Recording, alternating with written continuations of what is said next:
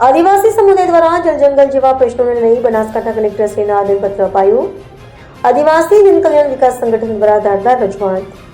મળતી માહિતી અનુસાર જણાવવાનું કે તારીખ 11/2/2026 વાર બુધવારના રોજ સવારે 11:30 કલાકે વડગામ તાલુકાના જલોત્રા પંચાયત વિસ્તારના કર્માવદના આદિવાસી પરિવારો દ્વારા આદિવાસી જનકલ્યાણ સંગઠનના પ્રમુખ શ્રી આરદામાને સાથે રાખી બનાસકાંઠા કલેક્ટર શ્રી પ્રયોગના કચેરી અને ડીએફઓ કચેરી પાલનપુર મુકામે આવેદનપત્ર આપી ધારદાર રજૂઆત કરવામાં આવી. રજૂઆતના કામે ગરીબ ભોળીને અભણ લોકોને પાયાની સુવિધાઓ આપવામાં આવેલ નથી. કર્માવદ ગામે વર્ષોથી આદિવાસી પરિવારો વસવાટ કરે છે અને સાથે સાથે ખેતી તથા પશુપાલન પણ કરી રહ્યા છે. પરંતુ આઝાદીના આટલા વર્ષો વીતી જવા છતાં આજ દિન સુધી શિક્ષણ, આરોગ્ય, રોજગાર, રોડ રસ્તા જેવી પાયાની સુવિધાઓથી વંચિત રાખવામાં આવેલ છે અને ફક્ત ને ફક્ત વોટ બેંક તરીકે ઉપયોગ કરવામાં આવેલ છે. આ સમગ્ર સમસ્યાઓ સાથે કર્માવદના આદિવાસી પરિવારો છેલ્લા 30 થી 40 વર્ષોથી સરકારશ્રીમાં લેખિત તથા મૌખિક રજૂઆતો કરવામાં આવેલ, પરંતુ લાગતા વળગતા અધિકારીઓ દ્વારા આજ દિન સુધી કોઈ તપાસની કાર્યવાહી કરવામાં આવી નથી કે કોઈ પણ સુવિધાઓ આપવામાં આવી નથી અને કોઈ સાંભળતું પણ નથી.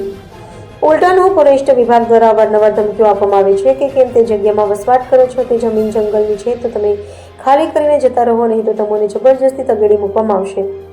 ત્યારે કર્માવદના રહેવાસીઓને ભય સતાવી રહ્યો છે કે બાપદાદાના સમયથી વસવાટ, ખેતી અને પશુપાલન જેવા કામો કરી અમારા પરિવારોના ભરણ પોષણ કરી રહ્યા છીએ અને બંધારણના નિયમ મુજબ અમોને હક મળવા જોઈએ તે આપતા નથી. ઉલટાનું અમારું શોષણ કરવામાં આવી રહ્યું છે.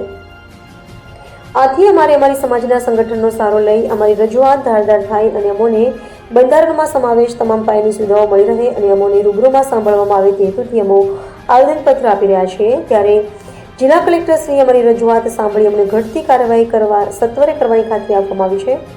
હવે જોવાનું રહે છે કે છેલ્લા 70 વર્ષોથી કર્માવદ ગામના રહેવાસીઓ જે હાલાકી ભોગવી રહ્યા છે તેનો નિકાલ આવશે કે કેમ પછી વોટ બેંક તરીકે ઉપયોગ કરવાનું ચાલુ રાખવામાં આવશે તે તો હવે આવનારા સમયમાં જાણવા મળે તેમ છે. રામાવિદામાં સામાજિક કાર્યકર્તા અને આજે વડગામ તાલુકાના જલોત્રા ગામના કર્મદ કરીને એક ગામ છે, એની અંદર આદિવાસી છેલ્લા આઝાદી પહેલાંથી રહે છે.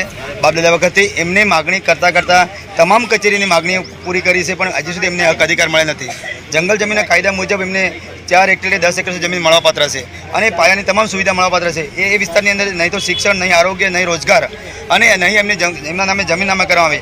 આજે અમે સોશિયલ મીડિયામાં સાંભળીએ મુજબ કર્માવદ એક ગામ છે, પણ સરકાર એમ કહે કે કર્માવદની અંદર એક તળાવ છે. હવે કર્માવદ તળાવ છે કે ગામ છે એ ખરેખર સરકારને જ ખબર ન હોય તો આ ગામનો આ 50-60 પરિવારનું થશે શું? તો એને લઈને અમે પડતર માગણી અને પડતર સમસ્યાને લઈને અમે કલેક્ટરશ્રીને આવેદનપત્ર આપવાના છે અને કલેક્ટરશ્રીના આવેદનપત્રમાં દેખાય છે એમાં તમામ માગણી મૂકી છે.